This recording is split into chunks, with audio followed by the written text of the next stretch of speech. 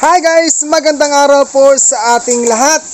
So guys, bibigyan ko po kayo ng pampabuhin or pampabawas po ng stress dyan kapag kayo po ay napagod sobra sa inyo pong trabaho. Yan guys, ang aking mga baboy po ngayon guys ay ang kukulit, ang lilikot po.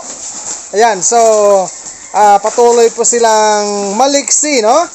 And then sila po ay unti-unti na rin pong lumalaki, no? Sa kasalukuyang nagpapakain ako ng starter at ang grower feeds, no? Pang 5 araw ngayon guys since na nag-transition ako sa kanila.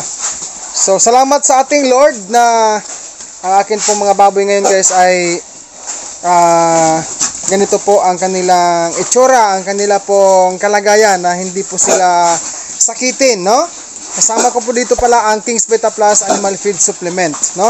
Then isa rin po sa mga dalangin ko po sa ating Panginoong Diyos, mga viewers, na ang inyo pong mga kahayupan dyan, mapababoy man yan, mapamanok, kambing, kalabaw, baka, basta lahat po ng kahayupan meron po kayong inaalagaan dyan.